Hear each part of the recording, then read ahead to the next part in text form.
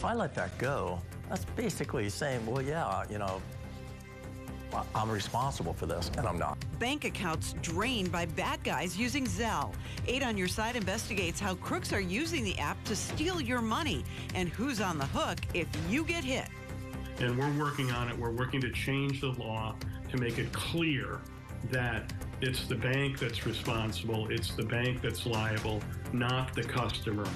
Better Call Bankin, uncovering how some people have managed to get their money back. Good evening, I'm Stacey Scheibel. And I'm Keith Kate. Thank you for joining us tonight. Online money transfer systems like Zelle have become the hot way to pay. Owned by 7 of the nation's largest banks, Zelle could be connected to your bank account, even if you never use it. Critics warn it may also give crooks a new way to steal your money. 8 on Your Side consumer investigator Shannon Bankin joins us with what you need to know. Stacey, Keith, under federal law, when a crook steals your credit card information and racks up charges, you are not held responsible. But in this high-tech age, many crooks' chosen method of fraud is Zelle. The big difference here, you are not guaranteed protection.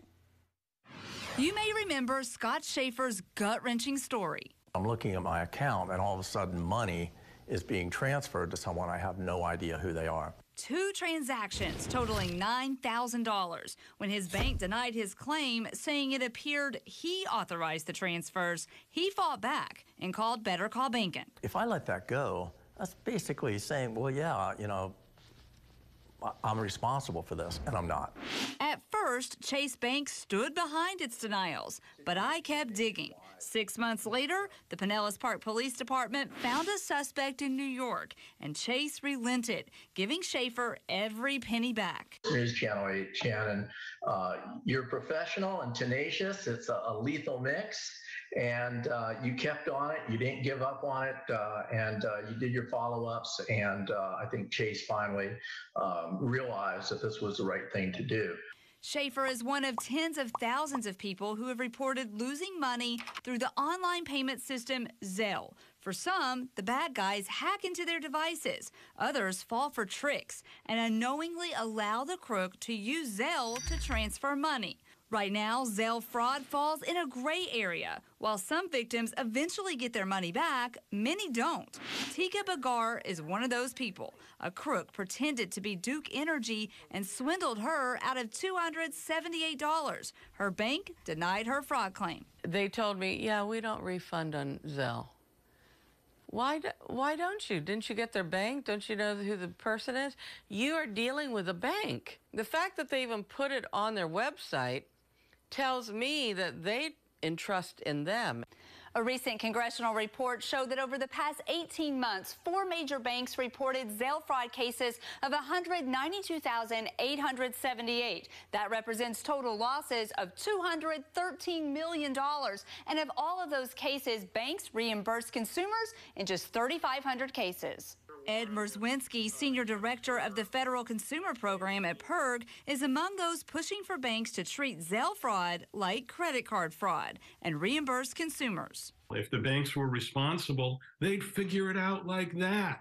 They'd figure out how to make it less probable that there's going to be fraud. In the past year, consumer advocates and some in Congress have called out Zelle and the banks that own it, seeking more protections from fraud and scams. Because it's owned by 7 of the country's biggest banks, the banks should not blame all of their problems on their customers.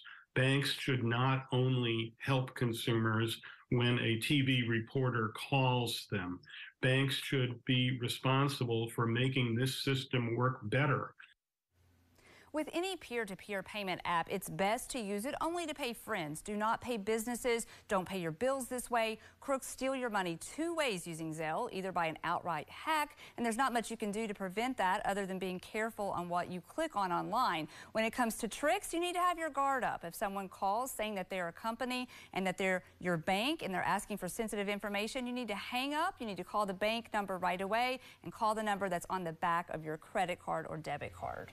So Shannon, if money is stolen this way from you, is there any way that you can increase your chance of getting that money back?